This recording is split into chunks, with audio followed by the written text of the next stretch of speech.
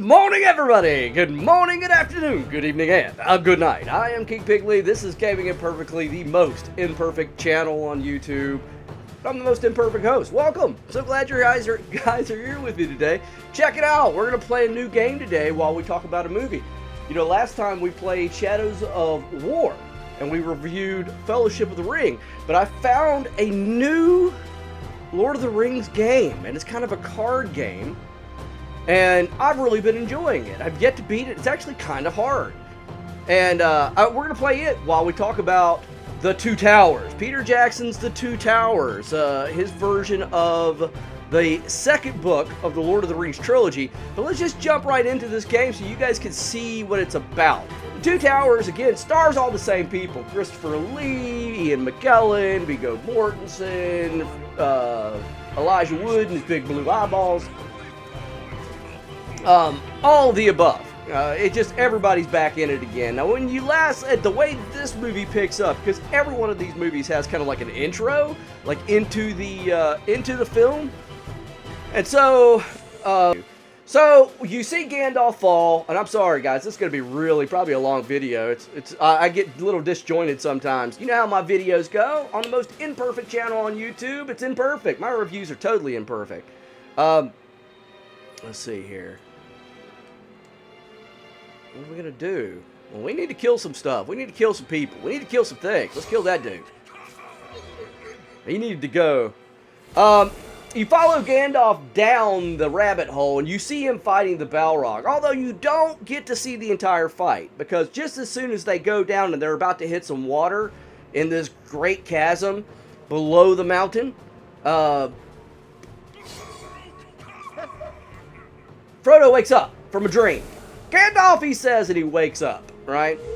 And the movie progresses from there. Him and Sam are running around the marshes. They're lost. They're in the mountains. It's stinky. They're being... And of course, they're being followed by Gollum, and Frodo knows this. Sam doesn't know it, but Frodo makes him aware. Says, yeah, we're being followed, you know, by a not nice person.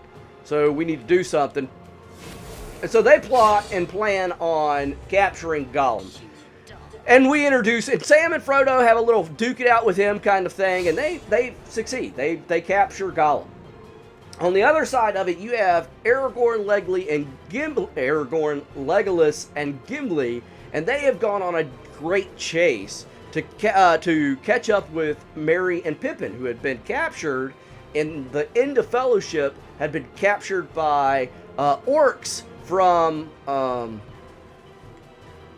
of Saruman from Isengard. So Gimli and Legolas and the gang went after them, you know, and Aragorn, I think in the books, I don't think he says it in the movies, but in the books, you know, he states that it's, that he's going to make a chase, you know, for them to make a chase that will be remembered for ages. And they like ran for days, they non-stop, day and night, they ran and chased down these Uruk-hai. Before you get there, you get some other scenes of these same Uruk-hai, and you actually go into the orc ranks. So you're giving character to the bad guys, and you do get to see the bad guys, and they start arguing amongst themselves about being able to eat, and they want to eat the hobbits. Well, some of them want to eat the hobbits. The Uruk-hai are actually servants of Saruman, not Sauron, and Saruman has actually told them to bring these hobbits back because he believes they have the ring. Now, they don't know that Frodo's the one with the ring, because there's 4 hobbits. So he's not really sure which one has it, and these Uruk-hai aren't the smartest things in the world, and so they're just bringing hobbits that they caught back to Saruman. No, that's not what I wanted to do. It's what I did last time. Wanted to bring these hobbits back to Saruman because they supposedly have the one ring. So,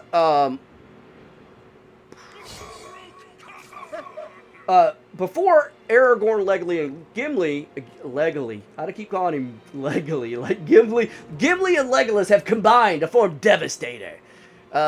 Gimli and Legolas and Aragorn finally don't ever get to catch up with the Uruk-hai, but they do stumble upon Éomer, who is the son of King Theoden, or not the son, excuse me, the nephew of King Theoden of Rohan.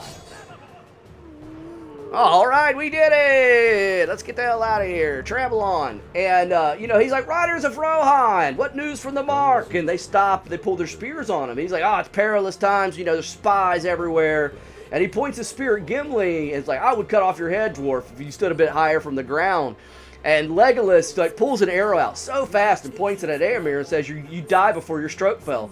And that's actually in the book. I mean, that actually did occur in the book as well, where Éomer threatened Gimli and Legolas didn't take too kindly to it, which is so important in the books because the relationships between dwarves and elves have become so strained over the time period, by this time period in Middle-earth. And there really wasn't much cooperation with them anymore, and the dwarves were more content to stay in their halls nowadays and this, that, and the other. It's different in the books, guys. It's different in the books because, like, Dane Ironfoot was fighting in the north, and there were dwarves fighting. Even though Gimli is the only dwarf in Lord of the Rings, there were actually plenty of dwarves around in the books doing the things that they needed to do.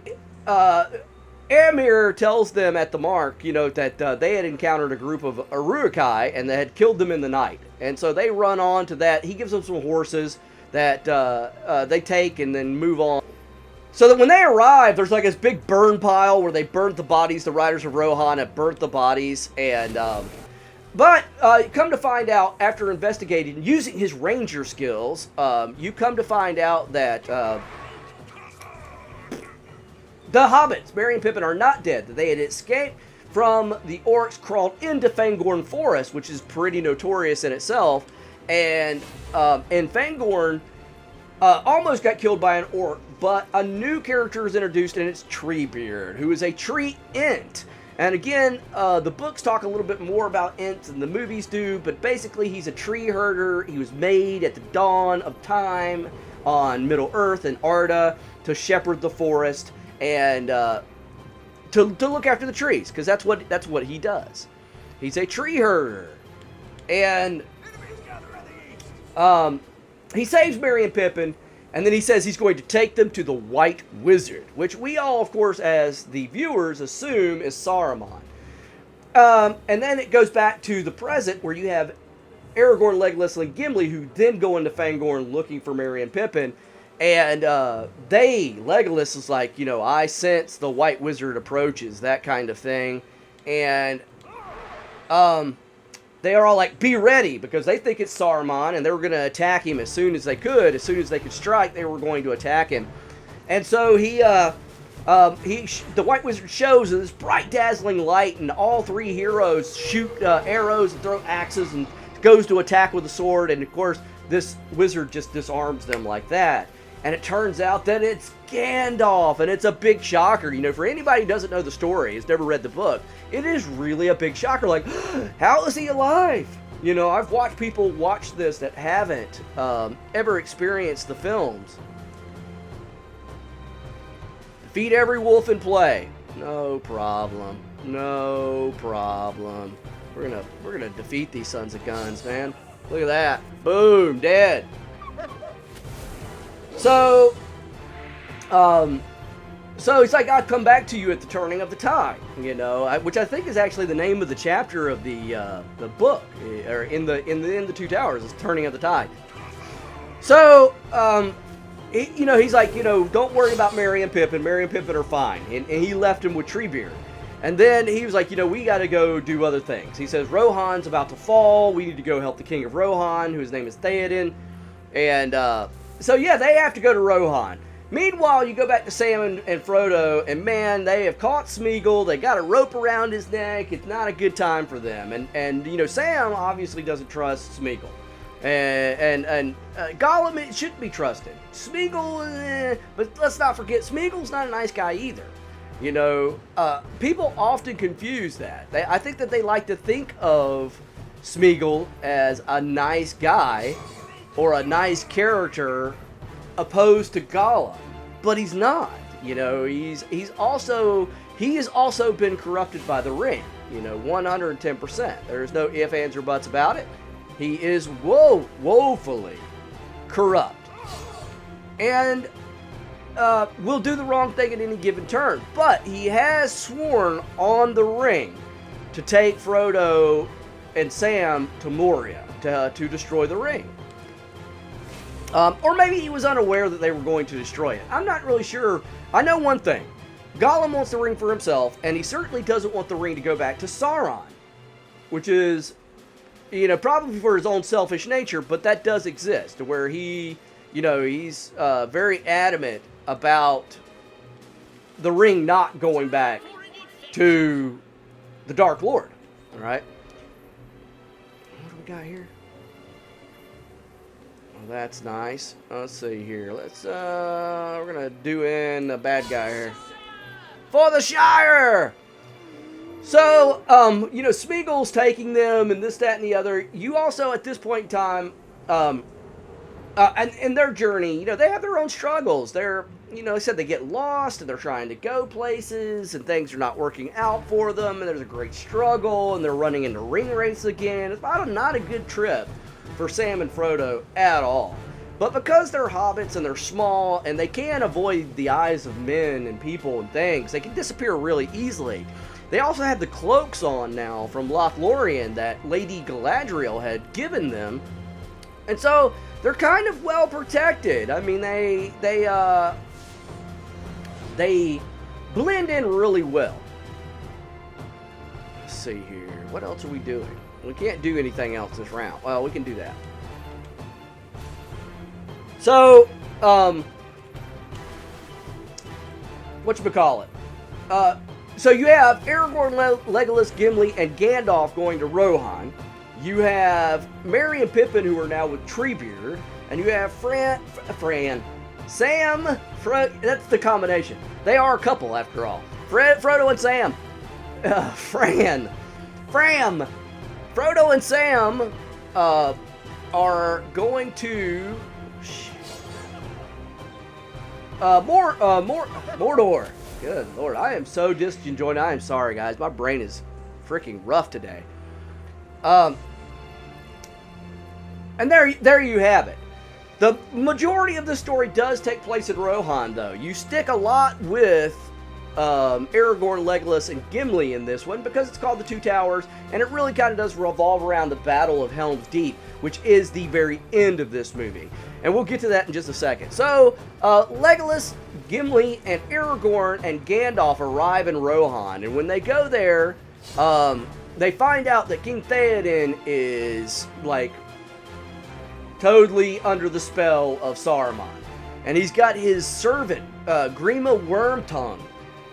They're basically whispering in his ear and controlling him through Saruman's magic. Somehow, Grima has effect through Saruman's power over the king.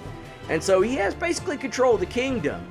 He has, and he also, Grima is really weird because he has this infatuation with Éowyn. Now, Éowyn is Éomer's sister. She is the niece of the king. Theodred is the king's son, and he's been killed in battle against the orcs out fighting.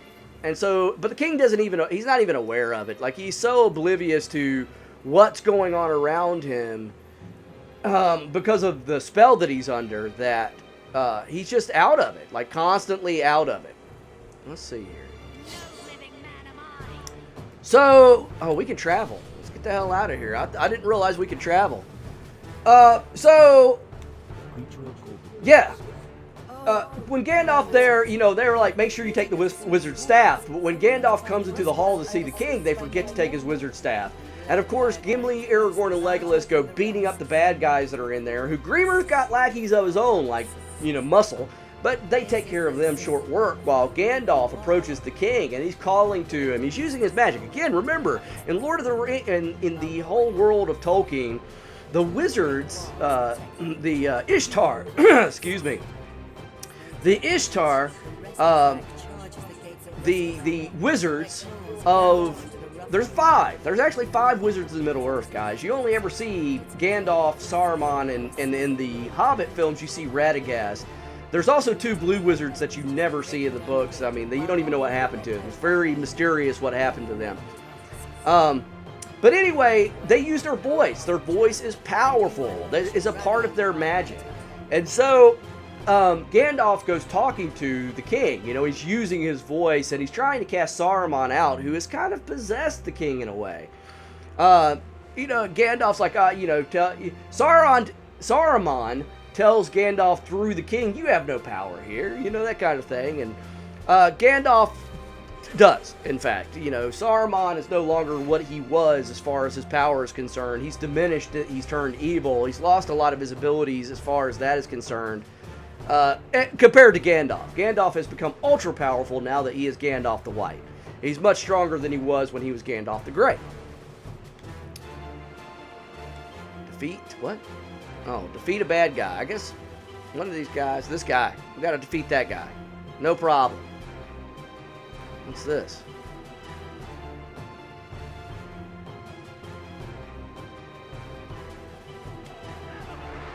Alright, damn it, I didn't mean to do that. I am such a goofball. Anyway,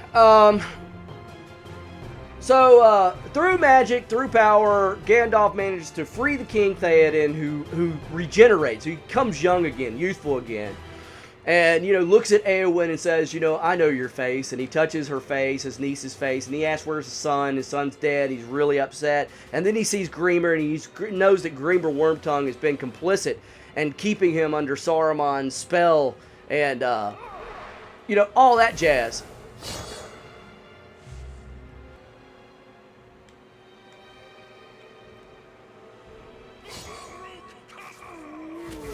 So, now that Theoden is free and clear of Saruman's mind powers, he realizes his son dead, they have a funeral, you know, all this time they're kind of like, you know, what do we do? Because they know that orcs are coming and they're raiding the Westmark, you know, and they're the Ridmark.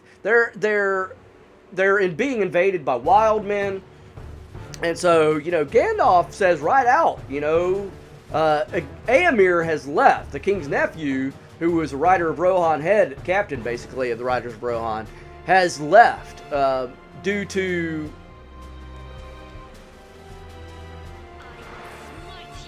whatchamacallit, Grimmer Wormtongue actually had him banished under pain of death. And so he wasn't allowed to even come back to the kingdom. And he, so, back to it. So, anyway, at the end of the day, they can't get Theoden to ride out and meet his enemy. And all he wants to do is protect his people, which is understandable. Any good king would. And so he decides that they need to go to Helm's Deep. Helm's Deep's the way to go. And so off they go to Helm's Deep, which is actually a terrible idea because they don't quite understand the force that is being gathered against them. You know, they don't. So Theoden's big thing is to go to Helm's Deep, which is like the ancestral defense fortress for the Rohirrim, for the Rohanians. I don't know what you call them. The people of Rohan. So they all gather up against Gandalf and Aragorn's best, wishes, and they all go riding for Helm's Deep. Along the way to Helm's Deep, they're ambushed by the enemy by riders on warg riders from Saruman. And during this struggle, Aragorn is taken off a cliff, and everybody thinks that he's dead. But he's not dead, and they just give us another chance to see Liv Tyler, which I was perfectly okay with, because, hey, let's just be honest here, it's Liv Tyler. And she brings Aragorn back, you know, she's like, yeah, you know, I'm going to bring him back. Basically from the brink of death, you know, gives him a elvish dream smooch, and he's perfectly fine. Well, after he goes off the cliff, Aragorn gets waken up by this horse. This horse is there. And Aragorn has a way to get back to the people. And he does. He shows up at Helm's Deep basically just in time. He actually sees the army of Uruk-hais, which is like 10,000 strong, marching from Isengard. And so he rides, and, you know, gets there before them, obviously. And when he does, you know, he... what are we doing here? Let's do that. he tells them, hey, there's an army of 10,000 coming, and Theoden still doesn't take it seriously. You know, he's like, we need to leave, because once they get here, we're going to be trapped in here. And Theoden's like, let them come, you know, they're never going to be able to tear down Helm's Deep, that kind of thing. So the battle starts, and it is a massive battle. But before the battle starts, just right before it shows up, right before the army of Saruman shows up, the elves show up. Now, this didn't happen in the book. Okay, but you know what? It is a great scene in this movie. When the horn blows, they're like, that's no orc horn, and it's elves, and the elves show up, and it's Haldir, and he's like, oh, we've come to honor the blah, blah, blah, yakety schmacky. And we were like, yay! I was cheering. Even though I'm a huge fan of the books, and I don't like it most of the time, especially with wonderful works like Lord of the Rings. It's such a great piece of literature that I really don't like people mucking it up and messing with it, you know, and adding shit to it that doesn't need to be added. But in this particular case, I thought it was a really nice touch, adding the elves, having the elves come in and stand with men one last time, you know, to honor the past. And I thought that was really neat. But the battle does kick off. Like I said, it's a massive battle, and they, you know, are so outnumbered, but Helm's Deep truly is a miraculous fortress, and for a while it looks as if it's actually going to, they're actually going to be able to hold out. But Saruman's got tricks up his sleeves, and, you know, they don't say that it's gunpowder, but basically it's gunpowder, and Saruman had made a explosive device and blows a huge hole in the defenses of Helm's Deep, and orcs come pouring in, and the heroes are hard pressed. In fact, Gimli almost dies. Aragorn saves him. They fall back to the what's called the Hornburg, which is the last stand. Basically, it's a keep. So they fall back to this keep, and the orcs are outside, and they're like, "Yeah, no, what are we gonna do?" Now Gandalf had told Aragorn, "Look for me. Look for my coming on the third day at sunrise," and they had been holding out. Let's continue this. We're almost done with this review too. All right. You know, had said, look for my coming on the third day, morning of the third day. And so, as a last-ditch effort, you know, Aragorn convinces Theoden that we're going to ride out. We're going to ride out and meet our enemies. Even if we're outnumbered, even if we die, we're going to ride out and face them. And he agrees. And so they literally mount their horses inside the keep and go riding out of the keep. And it's just this beautiful scene where, you know, they're in a kind of like a, you know, the wedge formation, and they just go plowing into the enemy. And, you know, the heroicism, it's such, the music, everything about that scene, it's just so powerful. Let's see here. That's not what I want.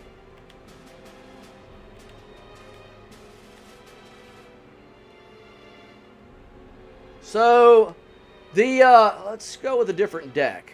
Just got you guys see something else here. So Gandalf appears on top of the hill overlooking the battlefield. You know, he's up top there looking down, and the sun's rising, and he actually went and he got Éomer, the king's nephew, and all the riders of Rohan to come and join him, and they charge the enemy's flank and just decimate the army of Saruman. The one thing that I didn't forgot to tell you is that the Treebeard had actually, the trees had marched with behind and come around and moved behind the orcs' ranks.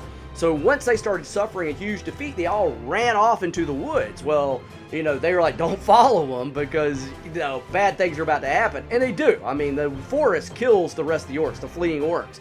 It's a really, really neat scene. But the day is won. Humans have won at Helm's Deep, and everybody's backslapping, and everybody's happy, and life is good. And at the same time, Merry and Pippin, all this is going on. At the same time, Merry and Pippin have talked Treebeard into getting involved. But before he did so, he has to go have a tree moot with all the other Ents. And all the other Ents come, and they talk in Entish, which is a really slow language, and Merry and Pippin are really getting tired of waiting for them to decide to do something. And so they kind of trick Treebeard into taking them past Isengard. When he does, he gets to see that Saruman has cut down all the trees. And he's like, these trees were my friends, you know, I've known some of them since Acorn.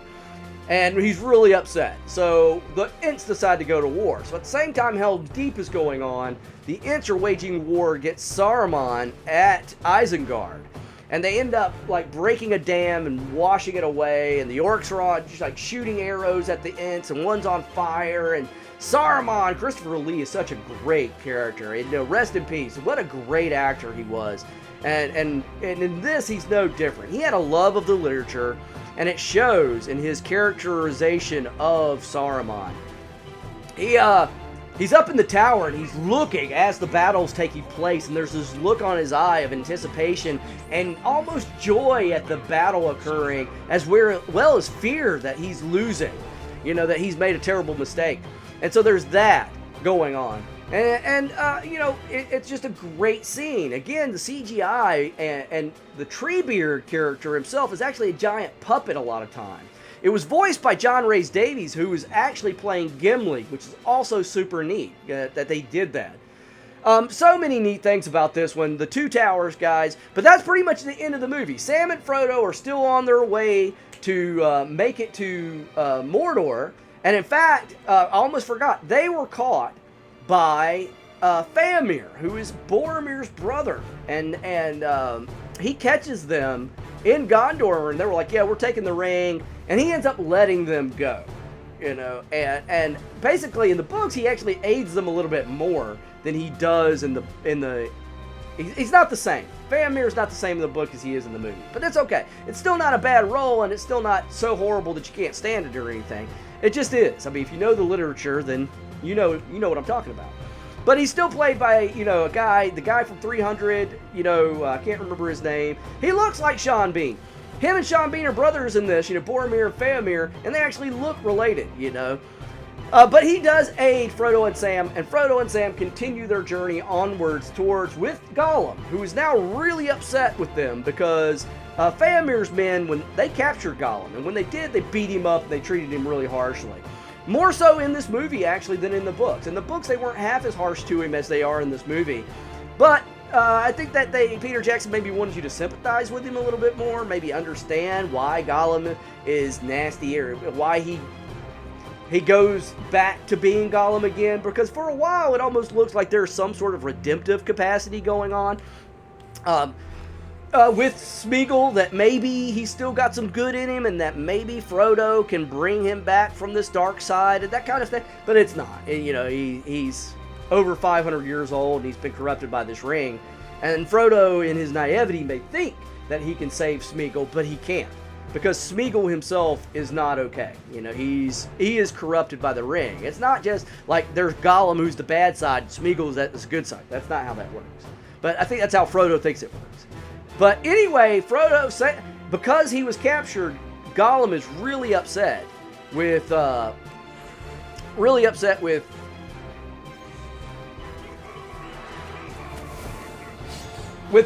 and Sam. He blames them for his poor treatment at the hands of the human rangers. And so he is now reasserted with himself, talking to himself, that they're going to take them up the pass of Carathungal to her. And we don't know who her is. We're going to discuss her in the next movie. But he's got plans to kill Frodo and Sam and get the ring back.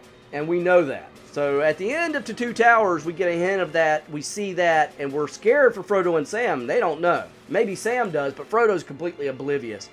Anyway, that's it. Two Towers, guys. Watch it. If you haven't seen it, watch it. I'm going to go ahead and rate it. I'm going to give the Two Towers 4 crowns. Nothing unpleasant about this movie. I would give it 5, except there are some major differences between the book, the literature, the source, and the movie. It doesn't stop this movie from being one of the greatest movies produced by Peter Jackson. It doesn't stop it from being one of the greatest movies made in that time period, and it certainly is revolutionary when it comes to its special effects and the great acting that is involved by everybody involved. I mean, it's just a home run, and I recommend you see it. So 4 crowns to Peter Jackson's Lord of the Rings: The Two Towers.